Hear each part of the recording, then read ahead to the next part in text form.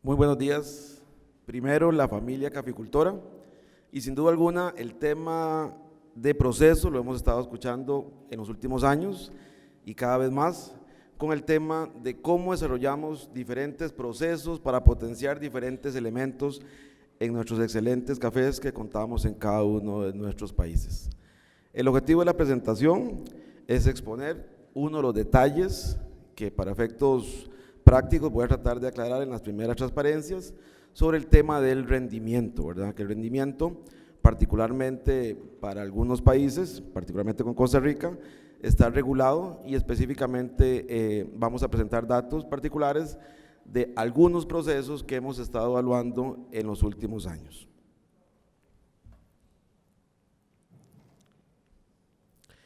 Primero, para aclarar también el tema del rendimiento, porque algunas veces tenemos en la presentación un tema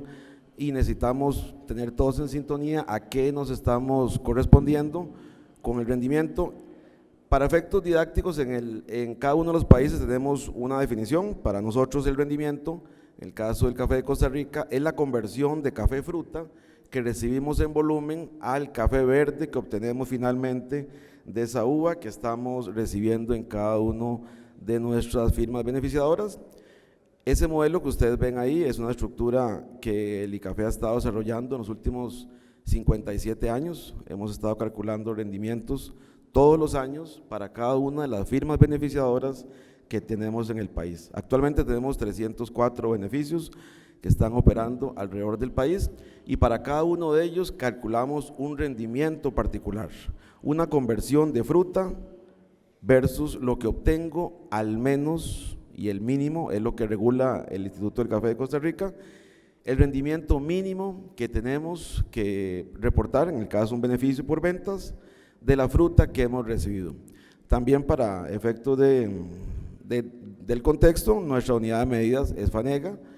son aproximadamente 250 kilos, unas 550 libras de uva, de fruta, que es la unidad volumétrica que mantenemos todavía en cada uno de los sitios de finca, y finalmente esa conversión nos debe dar una cantidad de café verde, ¿verdad? Y esa cantidad de café verde la conocemos como rendimiento. Entonces, para efectos didácticos, los datos que vamos a presentar son kilogramos por unidades de 400 litros, en nuestro caso son fanegas, o el equivalente de 250 kilos en fruta, o unos 550 libras, en este caso de café uva. Como ven ustedes en la gráfica, se regula en el caso de la legislación del país el rendimiento mínimo. Si un beneficio finalmente reporta un rendimiento mayor, no habría ningún problema, pero no puede ser reportado en ventas un rendimiento más bajo por cada firma beneficiadora que el que técnicamente el ICAFE desarrolla en un modelo en donde tomamos muestras alrededor de todo el país, en las diferentes épocas de cosecha, un 20-60-20, 20% de inicios, un 60% de óptimos y un 20% de finales. Con esa estructura, también en la legislación, tenemos la obligación de regular las calidades inferiores máximas que se generan de esa fruta que se recibe en cada uno de esos 305 beneficios, 305 beneficios que tenemos alrededor del país. Nos permite con esta metodología que está estructurada también hacer un ajuste de ese café al 11%, de tal forma que todo el café que analizamos, la metodología está ajustada al nivel de humedad del 11%, de tal forma que la variable de humedad que podría aumentar o bajar el rendimiento sea considerada en la metodología. Con base en eso, ya aclarando la parte de lo que es el rendimiento, ¿verdad? Que sería el café en verde que obtengo de esa fruta, el objetivo del proyecto es determinar diferencias a nivel de diferentes procesos. Particularmente vamos a estructurarnos en 3 líneas, en la parte del café lavado y en la parte de café con miel, desarrollando las diferentes líneas de los mieles, el yellow honey, el red honey, el black honey. También tendríamos fermentación anaeróbica comparado con una técnica tradicional del café lavado y comparado también con la técnica por la vía seca, que sería el café natural. Los diferentes procesos que ya también en las diferentes presentaciones antes han expuesto tienen sus particularidades. encontramos mucha cantidad de procesos, cada año surgen nuevas líneas, nuevos nombres, nuevas recetas, que las diferentes técnicas han comenzado a desarrollar en los diferentes países y permiten potenciar sabores, elementos de catación, elementos físicos de nuestros excelentes cafés, pero con una variable muy importante que siguen siendo de forma artesanal. No encontramos todavía en los diferentes países líneas industriales donde estemos generando contenedores de estos procesos. Nos encontramos que son líneas que son artesanales en sus diferentes cambios, sea café hemogelaginado, cafés con miel o en este caso cafés por la vía natural. Estos cafés por la vía natural, ¿verdad?, que tal vez estamos muy acostumbrados a ver en algunas de los eventos de Taza de la Excelencia, pues van a generar diferentes notas a nivel de catación, y el objetivo de la presentación específicamente vamos a estar viendo datos de la parte de rendimientos de cada uno de estos procesos que hemos estado analizando. Los cafés mieles en sus diferentes versiones, Red Honey, Yellow Honey, Black Honey, nos permiten también en una técnica de nuevo artesanal buscar diferentes sabores, diferentes elementos que nuestros cafés podrían estarse potenciando con este tipo de procesos. En los últimos años también hemos estado comenzando a encontrar el tema de fermentaciones más cercas a las que se ubican a nivel de cerveza o a nivel de vinos, ¿verdad?, en donde con tanques inoxidables generamos fermentaciones un poco más controladas, ya sin oxígeno, ya sin aire, de tal forma que tengamos posibilidades de potenciar diferentes elementos en la masa que estamos procesando. El café lavado sigue siendo, y en nuestro caso particular en Costa Rica, prácticamente el 98% del café que se exporta continúa siendo lavado, pero cada vez más tenemos beneficios que están ingresando o que están aumentando su cantidad de café que están procesando en las diferentes técnicas de procesos de beneficiado. Estos son los resultados que no buscan más que presentar datos de lo que podríamos estar teniendo de diferencias de pesos de una técnica a otra. De nuevo,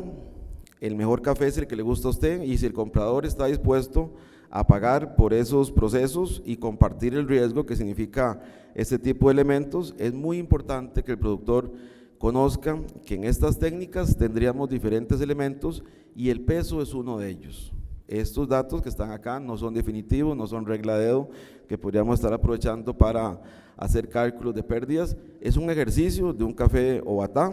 de un óptimo de cosecha en San Pedro de Barba Heredia a 1200 metros sobre el nivel del mar, y de nuevo son datos que lo que nos permiten validar es que tenemos diferencias significativas de pesos entre uno y otro proceso. El pasar de 68 libras a 88 libras en un tipo de procesos es un elemento que el productor o el beneficio tiene que tomar en consideración al momento de que está desarrollando el tema de procesos. Sin duda alguna, aunque tenemos la variable precio en estos cafés que estamos teniendo, al ser siempre artesanales, tenemos un componente de pérdida de peso, pero sin duda alguna un aumento muy importante también del tema de mano de obra, porque estos procesos siguen siendo artesanales y requieren una gran cantidad de mano de obra para poder finalizar esa receta en el mejor de los casos posibles. También uno de los temas que queríamos evaluar, y también me imagino que también don Alan ahora en su presentación va a tomar, es el tema de ocratoxinas. Teníamos la expectativa de que queríamos ver qué podía pasar por un café natural que normalmente encontramos con periodos de secado muy largos y podríamos estar encontrando esporas en ese tipo de café, pero en la práctica cuando ya hicimos los análisis no encontramos diferencias significativas a nivel de ocratoxinas en este tipo de cafés, y en ninguno de ellos teníamos elementos importantes que resaltar, ¿verdad? Nos encontramos niveles bastante bajos, por lo tanto no sería un riesgo, por lo menos en esta presentación, que podríamos compartir, de que a nivel de procesos de tiempos de secado muy altos podríamos tener problemas de ocratoxinas. Pareciera que en la práctica no se dio ese fenómeno que se genera, pero sin duda alguna, si ustedes ven también las tablas de elementos del tiempo de secado, la variable tiempo es fundamental en este tipo de procesos. Algunos de ellos, dependiendo del clima, se pueden ir hasta el mes en la parte del secado, y siendo el cuello botella en nuestros beneficios la parte de secado, es una variable también a considerar en el momento en que quiero dar el paso a este tipo de procesos de beneficiado. No encontramos diferencias significativas en la parte de catación, vemos unos leves aumentos de un punto, ¿verdad?, en cada uno de los procesos, pero también hay un punto potencial que también se puede desarrollar para buscar de un mismo café, puedo tener notas diferentes con diferentes procesos que esté desarrollando. Finalmente, a nivel de los contenidos de sacarosa, el único elemento que no es significativo, pero que tiene una diferencia, como ustedes ven ahí, es la fermentación anaeróbica, que tenemos una leve cantidad menos de sacarosa, que podría deberse a una digestión de los azúcares en el proceso de fermentación controlada que se hace en este tipo de fermentaciones. Finalmente, de la experiencia de este elemento de investigación, les podemos compartir que aquellos que deseen continuar en este proceso, sin duda alguna necesitamos tomar datos, necesitamos tener una receta documentada de tal forma que lo excelente que pude lograr hoy me permita ubicarlo el próximo año con un café semejante. Sin duda alguna los datos es algo muy importante que cada uno de nuestros productores y beneficios necesitamos llevar para poder replicar una excelente experiencia un año, el siguiente año que sea igual de excelente, pero sin duda alguna estos procesos también tienen un elemento muy importante y es el clima. Dependemos del clima, de sus condiciones de temperatura, de brillo solar, y si no tenemos en sus momentos de óptimos de cosecha esas condiciones, perfectamente los datos pueden cambiar de forma drástica y significativa. Aquellos que estén pensando también en las fermentaciones anaeróbicas, tenemos un componente de inversión importante, ¿verdad? Esos recipientes inoxidables o esos recipientes plásticos que necesitamos adquirir para tener esos procesos controlados. Es una inversión que también hay que considerar y que necesitamos valorar al momento que quiero ingresar en este tipo de procesos. No quiero dejar terminar la presentación sin agradecer a cada uno de los productores de nuestros países que hacen posible con su esfuerzo y dedicación que hoy estemos aquí compartiendo resultados de investigaciones y sin duda alguna aprendiendo de cada uno de ustedes. A todos los productores de nuestros países, muchas gracias y buen día.